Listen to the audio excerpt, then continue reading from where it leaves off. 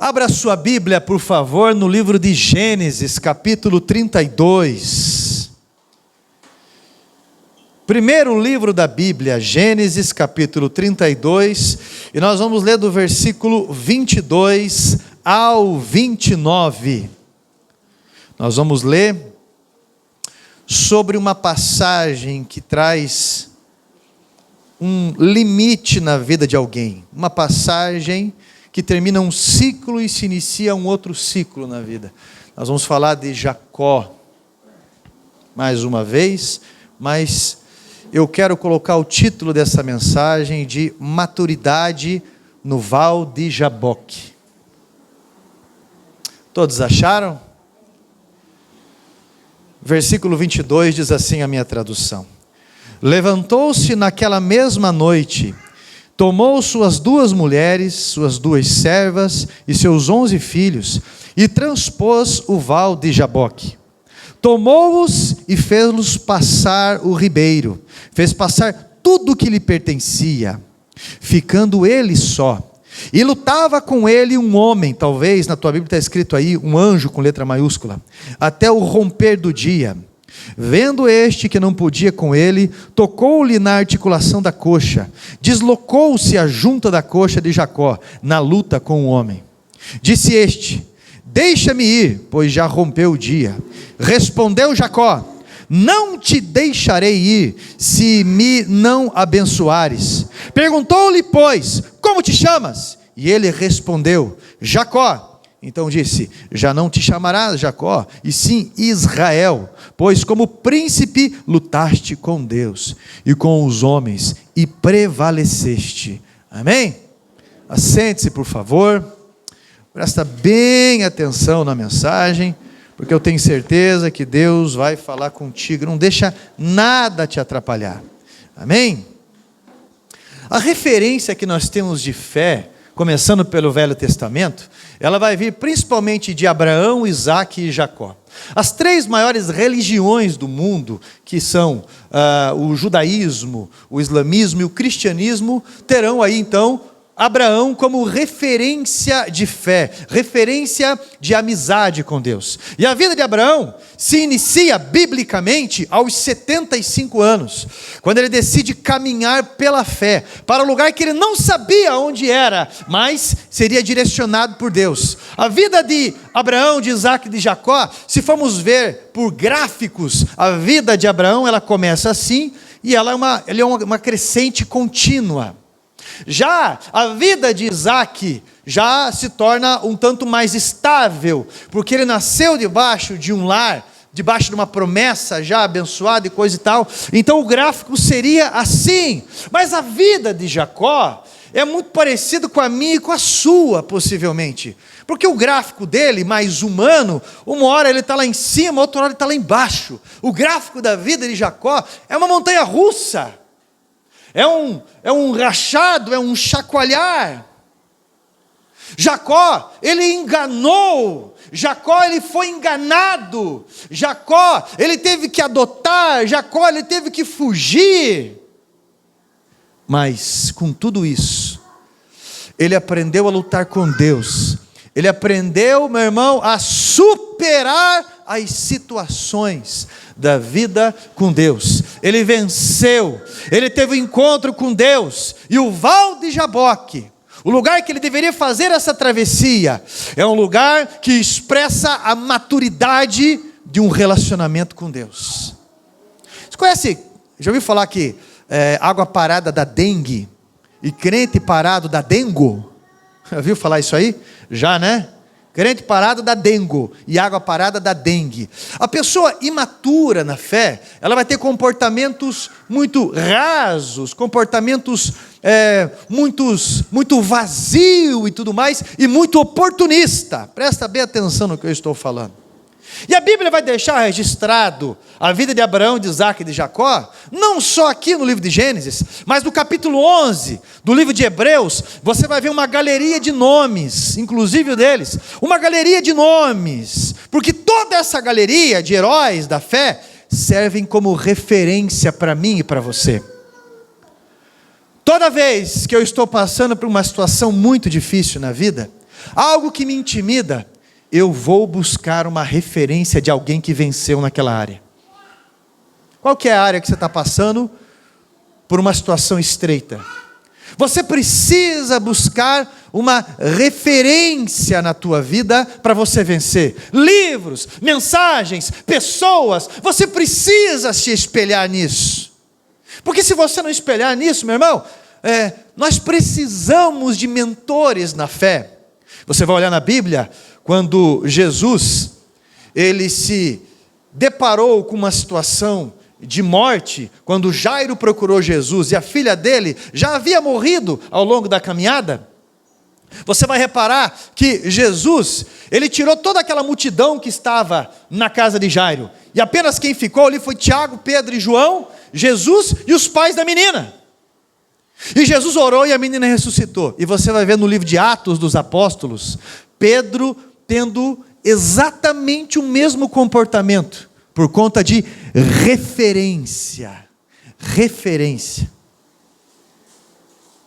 Eu, alguns anos atrás, a minha família foi muito atacada espiritualmente, muito atacada em várias coisas, e parece que tudo vai acontecendo contra. Aí eu pensei, meu Deus do céu, você ora, você tenta, porque a vida de um cristão, ela não se resume em benefícios. Eu diria que é 50% benefícios e 50% lutas, terríveis às vezes.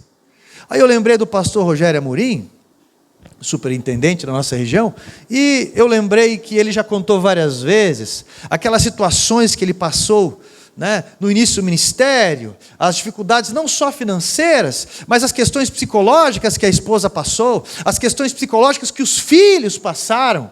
Ele falou que uma vez ele estava ali andando com a Renata mais nova dele, e de repente um passarinho caiu no meio deles. Aparentemente nada anormal, mas depois daquilo, aquela menina começou a ficar enferma, e ninguém descobriu o que era, e era enfermidade em cima de enfermidade, e pedras se formando no rim. Ele falou que um dos cálculos que tiraram do rim dela uma vez, tinha o tamanho daquelas balas de canela, aquelas redondinhas, para você ter uma ideia, o nível que era. Presta bem atenção no que eu estou falando. As questões se tornaram absurdas às vezes, absurdas. E ele conta que ele recebeu, segundo ele, uma punhalada nas costas no ministério, e ele teve que ir lá, foi para Londrina, de tão amargo, decepcionado que ficou, abrindo o ministério lá, e lá ficou 1 ano e não batizou uma alma. Uma alma. Invertidas e mais invertidas. Depois, quando voltou, colocaram no Campo Comprido, que era na época só mato. Isso foi em 83. Só mato. Jejuou 6 meses, segundo ele, para recuperar a confiança de Deus a nível ministerial. E hoje a família, os filhos são pastores. Ele está com 73 anos, uma vida estabilizada e um ministério honrado. Você vai olhar, eu não vou ficar detalhando aqui sobre a vida dele, eu sei que várias famílias vão servir como exemplo, várias pessoas vão servir como referência, se você quiser vencer em alguma área, seja ela qual for, você vai ver a situação de a própria Aimee Simple McPherson, a fundadora da Quadrangular, quando o marido dela literalmente a abandonou, falou, não tem como ficar casado com você, mulher, você é o centro, todo mundo te procura. Eu quero que você fique em casa, eu quero que você seja uma mulher normal, uma mulher do lar, da época. Nós estamos falando em 1917. Aquela mulher quebrou tabus na época, tendas gigantescas se formavam, para ouvir a mensagem, o poder que Deus ministrava de cura através daquela vida, e as mensagens do reino, e ele queria que ela ficasse em casa, e Deus falou com ela, inclusive no hospital, eu chamei você para te usar na obra. E ela chamando o marido, explicando para ele, disse que não, então ele abandonou ela. Eu vi o pastor Mike Murdock, tem mais de 200 livros escritos. A esposa dele também o deixou. Então, quando eu falo para você essas coisas, como superar, como avançar, você vai buscar referências na Bíblia, ou em pessoas, e Jacó é uma referência, de que você, se você caiu, se coloque em pé, antes que o diabo te pegue. Permaneça na casa de Deus até vencer o pecado. Porque Satanás não tem dignidade nenhuma. Enquanto muitas pessoas estão com uma auto-misericórdia ou uma auto-chibatada na vida, porque eu tenho que pagar, eu tenho que fazer. Satanás está 24 horas trabalhando para estender o inferno na terra. Meu irmão, eu e você, como cristãos, nós precisamos de ânimo, nós precisamos também passar essa referência. Por quê? Porque tudo isso aqui alimenta a nossa fé. Quando você olha para a vida de uma pessoa que venceu e superou uma situação difícil, isso alimenta a tua fé. Quando você escuta a mensagem, quando você vem na igreja, quando você, meu irmão, lê a palavra de Deus, entende algo, porque a Bíblia vai se renovando na medida em que você vai passando por situações na vida. Teu entendimento vai melhorando sobre cada versículo. E você olha ali que a tua fé, na vida dessas referências de fé, que a tua fé ela é aumentada. E isso faz toda a diferença para as vitórias. Sabe por quê? Porque você não vai encontrar na Bíblia escrito Jesus dizendo, eu te curei. Você vai encontrar na Bíblia escrito, a tua fé te curou, a tua fé te salvou. É isso que você vai encontrar. O acesso é a tua fé. E se você não cuidar da tua fé, se você não cuidar do alimento que nutre a tua fé, você não vai parar em pé. Você não vai confiar na misericórdia de Deus. Você vai se flagelar. Você vai se punir. Você vai se abandonar, afastar, largar, tirar a vida. A fé vem por onde? E ouvir o quê? Anitta? Gustavo Lima? A não ser que eles sejam pregadores da palavra de Deus. A fé vem pelo ouvir e ouvir a palavra de Deus. E as provas que eu e você passamos, as provas que nós vamos amontoando durante a vida e superando, essas provas constroem a qualidade da nossa fé. Olha para mim aqui, ó. Precisamos aprender. Infeliz é aquele que não for ensinável. Apelos para o discipulado que tem quinta, sexta, quarta, sábado. Apelos que tem para ensinos, seminários, encontros. Infeliz são aqueles que não são ensináveis. Vão ficar num círculo de tombos da vida. Meu irmão, fé é uma das maiores armas e ela precisa ser exercitada como um músculo. E eu diria para você, reforçando, sendo enfático, que experiências com Deus não são só experiências boas. Como eu disse, 50% é bom, 50% é complicado.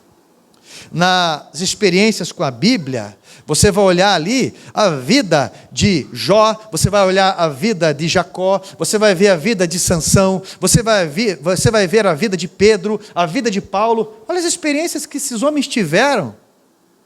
Paulo chegou ao ponto de falar assim, olha, eu aconselho que não casem. Mas se for para não cair, case. Por que ele estava falando isso? Por causa da condição dele. Pastor de 52 igrejas, registrados, pode ter tido mais.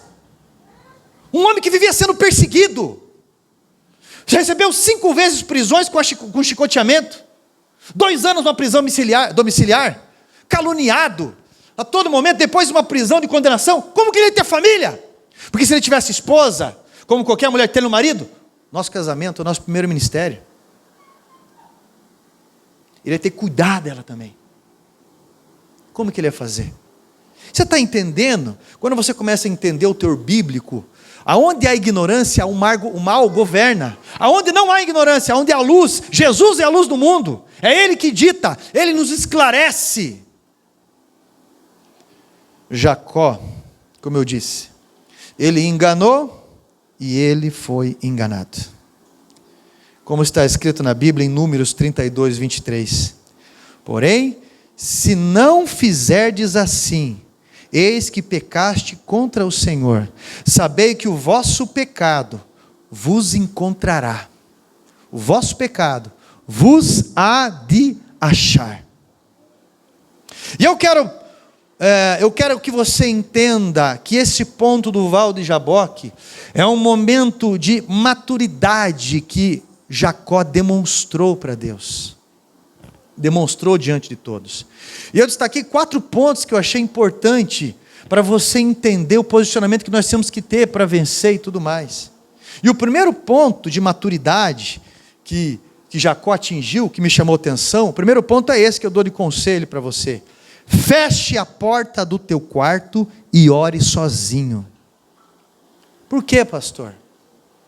Precisamos estar sozinhos com Deus. Jacó, a família dele passou. Pastor, mas não é para orar em família também? Também. Orar na igreja também? Também. Orar com os irmãos? Também. Mas nós precisamos orar sozinho. Por quê, pastor? Porque é assim que nós iremos nos achegar diante de Deus um dia. Então é melhor conhecê-lo antes, não é? Mateus 7:23 diz assim: então eu lhes direi abertamente, nunca vos conheci, apartai-vos de mim, vós que praticais a iniquidade. Meu irmão, nós precisamos ter uma intimidade com Deus, nós precisamos, sozinhos com Deus, ter uma vida singular. Eu estou falando para você de rotina. Esse tempo atrás eu estava arrumando uma coisa na caminhonete, aquilo ali é um ministério, misericórdia. E deve ter um porquê. Já orei e tudo mais. E de repente eu tentando arrumar um negócio que você paga, às vezes tem mecânico e tem mecânico, né? Você vai 2 vezes no cara, não, deve ser outra coisa, e não resolve, e vai querer ficar mordendo dinheiro, então deixa que eu vejo e resolvo. Fui e tentei, mas isso aqui, tentei, meu Deus, ia para a oficina minha ali, voltava, ia. De repente eu parei e pensei, mas sou bobo mesmo, né? Por que eu não falei com Deus ainda sobre isso, sobre essa situação? Oh Jesus, me faz enxergar aquilo que eu não enxergo aqui, me dá a habilidade que eu preciso aqui, me ajuda nisso daqui. Resultado, ficou melhor do que era para ficar, digamos assim, não ficou nem gambiarra, ficou melhor e nunca mais me incomodou, faz meses. Eu estou falando para você de uma rotina, que eu estou no carro, eu estou indo para um lugar, estou no endereço, estou indo conversar com a pessoa, tem gente sentada aqui, sentada ali, e eu estou orando com Deus. Eu estou falando a nível de rotina. Eu lembro de uma pessoa, Senhor, já entrando, Senhor, Senhor, por favor, você está entendendo? A nível de rotina, fecha, ou está no lugar, se fecha, fala com Deus, nem que seja num banheiro, seja onde for, porque o hábito de falar com Deus vai mudar o jeito em que falamos com pessoas. Meu irmão, nós vamos chegar um dia sozinho com Deus. Você lembra da Andressa Urach?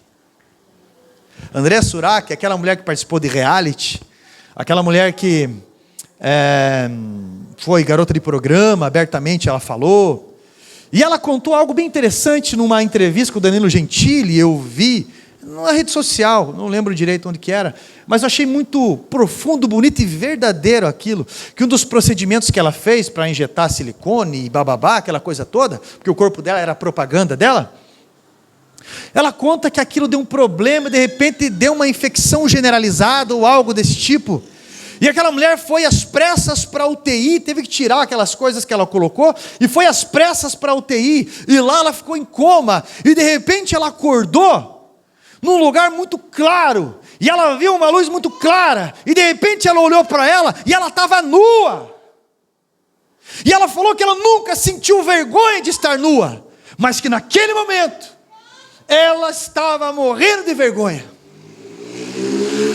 porque ela sabia que ela estava diante de Deus, e uma voz veio para ela e falou assim: eu estou te dando uma nova oportunidade, volta e faz diferente, volta e faz diferente, e foi muito verdadeiro o que ela testemunhou. E essa mulher, você pode ver que ela oscilou lá para cima e lá para baixo, lá para cima. Uma hora ela estava no ministério lá que tem 6 cultos no dia, mas não tem um estudo. E por que fica essa oscilação constante? Porque não tem estudo da palavra de Deus. Conhecereis a verdade vos? Mas um dia ela estava só ela e Deus. Você olha, meu irmão, para a vida de Jonas. Vivia fugindo da missão. Você conhece alguém assim? Que vive fugindo da missão? Talvez é você mesmo. Provavelmente é você mesmo. Certeza que é você. Viver fugindo da missão. Chegou ao ponto que Jonas foi parar na barriga de um peixe. E ali a Bíblia diz que ele orou a Deus. Se você ler o capítulo 2 de Jonas, você vai ver a oração dele. Isso demonstra que nunca é tarde para orar. Ele cumpriu a missão. E ele ficou 3 dias andando na cidade de Nínive, cruzando a cidade e gritando: arrependei-vos, porque o vosso pecado chegou aos céus, e o Senhor condenará esse lugar. Em outras palavras, fez o serviço relaxado, mas cumpriu. Ficou no monte esperando Deus destruir aquela cidade. Cresceu uma boboreira, fez sombra para ele e tudo mais, e ele descansandinho, esperando Deus condenar aquele povo. Daqui a pouco Deus vai e manda uma lagarta, a lagarta devora o caule daquela boboreira, morre. Deus manda uma brisa morna que seca a garganta dele, e ele reclama daquilo. Então Deus vem e fala para ele: você está ligando por causa de uma lagarta, por causa de uma boboreira, e eu estou preocupado com 120.000 almas ali. Isso é, nesse encontro com Deus, na barriga, nesse encontro com Deus, lá, naquele monte, a maturidade veio para ele. A maturidade veio para Jonas. A maturidade de responder ao chamado de Deus, de se calar diante de algumas coisas. Essa menina, a Andréa Surak, ela pode falar qualquer coisa, mas ela não pode negar o que ela viu, a experiência que ela teve. Isso nunca vai sair da cabeça dela, porque é um carimbo de Deus. Pastor Rogério Amorim, ele contou, nós estávamos numa reunião essa semana aí, quinta-feira, com os titulares de igrejas. E ele contou que ele estava na 4ª igreja, e ele era um obreiro auxiliar. E ali, auxiliava em tudo que ele podia, se candidatou à tesouraria, entrou como tesoureiro e tudo mais. Mas Deus chegou para o pastor dele, para o pastor Agostinho, e Deus chegou para ele e falou: meu ministério com você é maior, é muito maior. Eu já falei com o teu pastor, meu ministério é muito maior, teu ministério é muito maior. O que aconteceu? Eu? Ser pastor de igreja titular? Nem a pau, Juvenal. Porque ele acompanhava o pastor de perto, e ele falou que ele levava o pastor Agostinho, que não tinha carro, até a casa dele, num lugar lá no Capão da Embu na época, e que ali, quando ele deixava o pastor, porque não tinha como ir com o carro mais, dava uns 30 metros mais ou menos, de barro. O pastor Agostinho pegava, dobrava a calça até o joelho, colocava os sapatos assim na mão, ia pisando naquela lama até chegar em casa. Vivia de cesta básica. Quando ele assumiu a tesouraria da igreja, falou: o que é isso? Uma igreja desse porte, a 4ª igreja, e o pastor vivendo de cesta básica, por causa da cambada mão de vaca, uma cambada de linguarudo que fica aí, sem dignidade nenhuma. Assumiu a tesouraria, foi para a diretoria, fizeram reuniões, no mínimo vão dar dignidade para quem nos ensina, porque está escrito na palavra de Deus. Mas nunca que eu vou ser pastor titular, nunca que eu vou ser pastor titular, porque vi o sofrimento de outros pastores lá. O que aconteceu com ele? Um dia está belo e formoso num dia de passeio. Você pode ser o melhor nadador, que se o mar tiver com raiva, não vai adiantar nada. Você pode ser Pedro, pescador por experiência, nadador. Se o mar estiver agitado, não adianta. E o pastor Rogério muito discretava debaixo da água, naquele levanta e desce, afundando, estava morrendo, estava desacorçoando.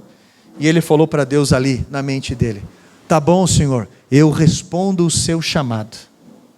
E foi onde ele abriu a capela missionária lá na Carlos Gomes, que tem até hoje.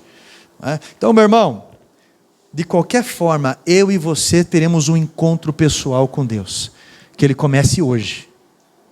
Se quer alcançar a maturidade cristã, aprenda a ter um relacionamento de oração com Deus. Olha para cá, responda o teu chamado. Segundo ponto, Jacó estava faminto por Deus.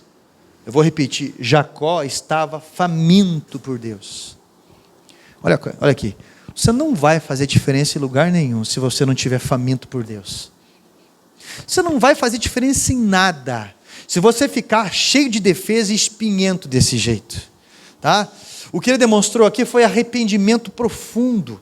Jeremias 29, versículo 11, ali, a 14, começa assim: buscar-me-eis e me achareis. Quando? Quando te buscares com toda a minha mente, com todo o meu coração.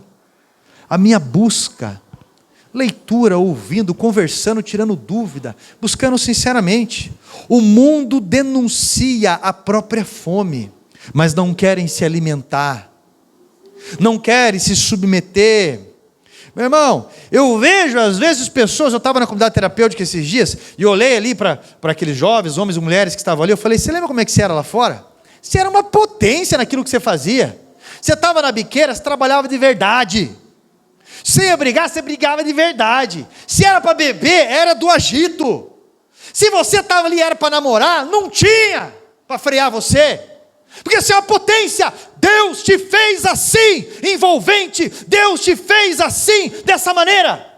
Daí chega na casa de Deus, com as mãozinhas assim, ó. Tem que ir devagar, né? Tem que ir devagar, assim, porque tem que secar a casa de Deus, tem que ter prudência, né? Então, primeiro eu vou ficar 10 anos na igreja, sentadinho escutando, aí depois, sabe, aí eu vou perguntar se dá para eu entrar no diaconato. Ou se não, eu vou na igreja, aí eu vou esperar uns 5 anos, aí eu vou ver se eu me batizo ou não, porque vai que eu peco. Meu irmão, você aceitou Jesus, você já morreu, se não enterrar, se não sepultar você, vai ficar fedendo. Batismo nas águas é uma coisa lógica. Lá fora era uma potência, não queria saber, caía de cabeça. Na igreja não, tem que ir com cautela, né? Tem que ir com cautela, porque onde tem gente tem confusão, onde tem... Você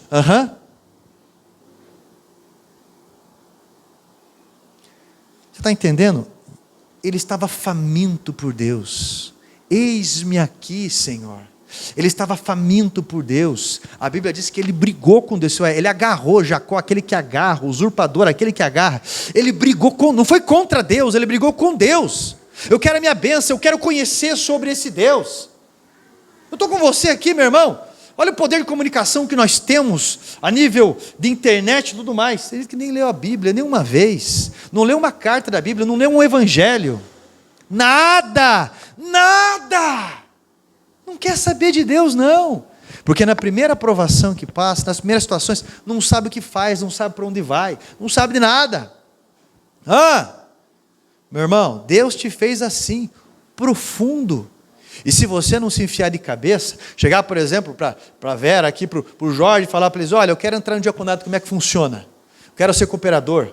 Olha, eu quero começar a aprender um instrumento aqui no Ministério do Louvor. Olha, eu quero começar a ajudar no Ministério Infantil. Olha, eu quero começar a fazer alguma coisa, pastor, posso, sei lá, roçar o terreno da igreja na frente, alguma coisa, eu posso ajudar a limpar, eu posso, qualquer coisa. Não, mas tem que ser prudente, né? Sabe o que vai acontecer com a tua vida? Nunca vai parar em pé, porque você não é assim.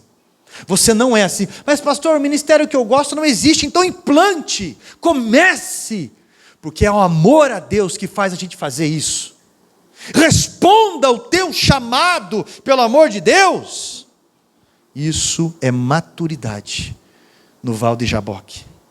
Terceiro ponto, Jacó, ele foi quebrado por Deus e se permitiu ser reconstruído por Ele.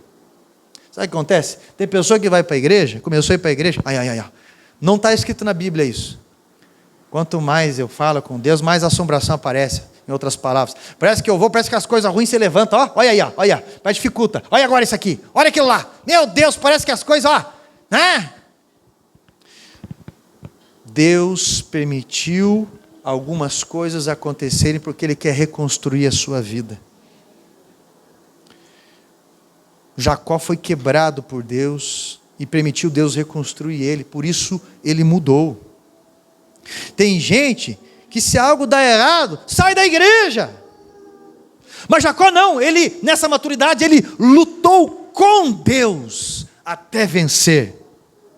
E sabe o que aconteceu? Ele entendeu e mudou, e quando ele mudou, presta atenção, tudo ao seu redor mudou, inclusive o coração de Esaú. Inclusive o coração de Esaú, seu irmão, que ele percebeu com o tempo, que o problema maior ali não era Esaú, era ele. era a sua resposta, era o seu comportamento com Deus. Porque o pai dele, ele podia enganar. O irmão dele, ele podia enganar. Mas Deus, ele não podia enganar. Porque ele não recebeu a bênção naquele dia de Deus. Ele recebeu do pai dele a bênção de Deus, ele recebeu aqui, ó, nessa maturidade, no Val de Jaboque. Ali ele recebeu a bênção de Deus. Como é que é o teu nome? Ah, mentiroso, usurpador, aquele que agarra. Como é que é o teu nome? É isso aí mesmo. Ah, é? Então hoje eu vou mudar você. Você vai ser chamado de Israel, príncipe de Deus, governado por Deus. E tocou na coxa dele, aqui, na junta. Agora você não vai fugir mais, Jacó. Agora você vai encarar os teus problemas. Agora você não vai parar, você vai parar de fugir, viu, Adão? Atrás de moita, quando Deus te chama. Agora, Jacó estava ponto e vírgula. Estava assim, ó. Ponto e vírgula. Não podia fugir mais. Agora, Jacó, você vai se apoiar no teu cajado. Você vai se apoiar no teu chamado. E vai parar de fazer relaxadamente, dizendo, eu estou muito velho, estou muito novo, eu estou vivenciando uma situação na minha vida agora, não, lá na frente só. Jacó foi quebrado e reconstruído por Deus, e quando ele mudou, tudo mudou ao redor. Aí olha só, esses dias eu recebi um trecho do testemunho do Bozo, aquele que fazia um programa infantil nos anos 80 e início dos anos 90, né? Quem é que assistia Bozo? Olha, tem uns remanescentes aí do Velho Testamento. Aquele era um cheirador de pó terrível, né? Um dependente químico incrível. E ele conta isso. E é engraçado que no testemunho que ele conta, ele foi parar, ele perdeu tudo, e ele fala assim, ó, todo mundo na cidade de Camboriú, ele diz assim, todo mundo na cidade de Camboriú sabia que a minha mulher tinha me traído e tinha me abandonado. Por isso eu vim parar aqui. Tão decepcionado que eu fiquei num papelão, urinado, defecado. E um dia, Jesus veio até mim em um sonho, e ele disse, eu sempre te amei, mas a tua fortuna e a tua fama nunca me deixou chegar até você. Agora, o que aconteceu com você, fui eu que permiti, agora é eu que vou cuidar de você. Daí, ele continua o testemunho, e ele diz que lá na frente a esposa dele voltou para casa. Mas ela voltou para casa, porque ele mudou. Porque só quem tem um dependente químico dentro de casa, sabe o que é viver no inferno se apegando aos céus. É terrível. Quando ele mudou, minha esposa me abandonou, ele também levou a esposa dele a fazer certas coisas. Porque ter uma pessoa dentro de casa, que não trabalha, uma pessoa dentro de casa que vive aprontando, uma pessoa dentro de casa que é arrogante, uma pessoa dentro de casa, meu irmão, que usa drogas, que engana, que suga todas as tuas energias, e sempre tem uma resposta manipulativa, sempre vira a mesa. Sempre você tem que ser compreensivo, porque essa pessoa consegue você se sentir culpado, culpada. Essa mulher dele voltou para casa, sabe por quê? Porque ele mudou, e ele mudou com Deus, e quando ele mudou com Deus, tudo ao redor dele mudou. Aí você entende que a principal situação da tua vida não são pessoas principalmente. O problema é meu com o Divaldo, porque o Divaldo. Não, o problema é meu com o Ivan, porque o Ivan. Não, é o meu relacionamento com Deus. E quando isso estiver consertado, meu irmão, vai mudar o jeito que eu vou lidar com as pessoas. Você está entendendo o que eu estou falando? Amém ou não? Você está zoiudo olhando para mim?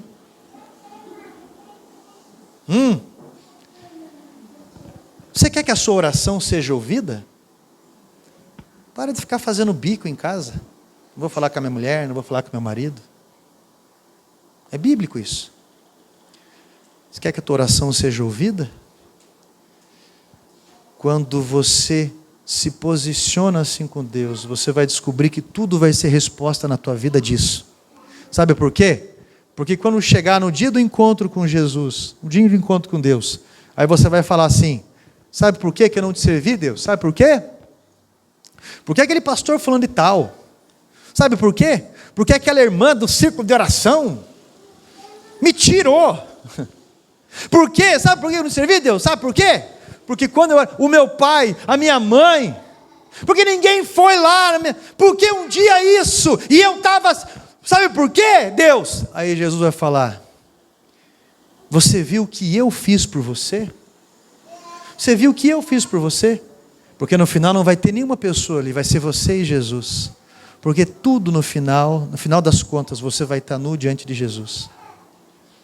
Nu que eu digo assim, você vai estar sem argumentos diante dele. Quarto ponto para eu finalizar. Jacó, você quer ter maturidade cristã? Jacó, ele foi honesto com Deus. Seu problema não era Esaú, era com ele mesmo. Ele precisava se acertar com Deus. Ele precisava parar de ser precipitado, parar de ser ansioso. Precisava parar de ser tão carnal e olhar a vida de um ângulo do alto. Porque se você não olhar a vida do ângulo do alto, toda hora você está metido numa encrenca. Você vai ter argumento para isso. Hoje de manhã eu até lembrei, o Fred estava aqui, nós estávamos no futebol quarta-feira. Meu irmão, eu estava dentro da área para fazer um gol, veio um rapaz de 24 anos, ele chegou por trás, ele me deu um chute por trás, e ele acho que não viu que pegou o cotovelo, mas o chute foi por querer, ele me deu uma bicuda, meu irmão, o meu braço aqui tem uma roda aqui, porque fez sangue na hora, o quadril também parece que saiu do lugar, para você ter uma ideia, a batata da perna pegou um bico pelo jeito, e as costas aqui. A hora que eu caí no chão assim, porque foi por querer, eu caí no chão, olhei para ele e falei, para que fazer isso? Ele olhou para mim, eu conheci aquele rapaz criança, ele olhou para mim e ele falou assim, pede falta, ué. E saiu. Eu falei, mas para que fazer isso? Todo mundo tem que trabalhar amanhã. Ele falou, pede falta, ué. Já parou para pensar nisso ou não? Eu pensei, não, o pai dele vai falar para o filho, para que fazer isso? Não. É falta, Carlão. Pensa assim no meio. Meu irmão, se você olhar do ângulo carnal, toda hora você está metido numa encrenca. Toda hora você está enroscado com alguém. Se você olhar do ângulo carnal, você vai, porque daí você é mais velho. Daqui uns dias eu vou fazer 40 anos. O rapaz tem 24. Você deixa passar a bola para ele. E quando você deixar passar a bola para ele, você não vai lá só derrubar o rapaz. Você é experiente. Você vai no joelho dele. Você vai no tornozelo. Para ele ficar manco. Para ele nunca mais esquecer do que ele fez. Porque a vingança de uma pessoa colérica é terrível. Só que você, o colérico cristão, ele vai aparecer na cena abençoando. Ele não vai aparecer Você está entendendo? Porque na hora, meu irmão, é facinho você brigar em qualquer lugar. Quando alguém não paga você, quando alguém fala de você, dos teus filhos, da tua família, quando alguém logra, quando alguém mente, quando alguém conta vantagem sobre... E N coisas. Precisa se olhar de um ângulo espiritual. Por isso que você precisa ser honesto com Deus quando você orar. E entender que as situações ao seu redor, meu irmão, as situações ao redor, ou Deus está te provando e te ensinando, ou ensinando pessoas ao teu redor. Você tem que entender que você se colocou nas mãos de Deus para Ele usar você como instrumento do jeito que Ele quer. Amém? Entenda isso. Você precisa se acertar com Deus. Parar de ser tão precipitado desse jeito. Qualquer coisa você, qualquer coisa você senta a mão na lata de alguém. Talvez você está levando as situações a serem muito mais difíceis do que elas deveriam. Sabe por quê? Porque mente.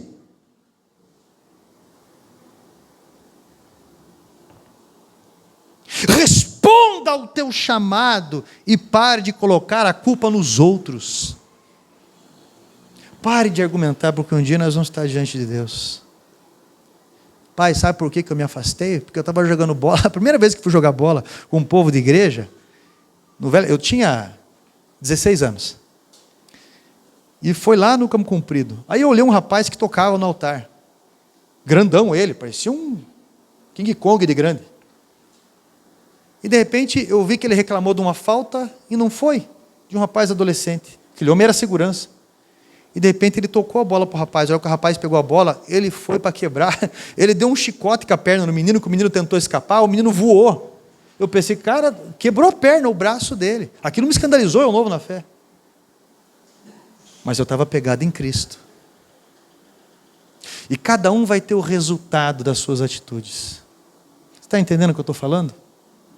Pare de culpar os outros. Pare de culpar os outros.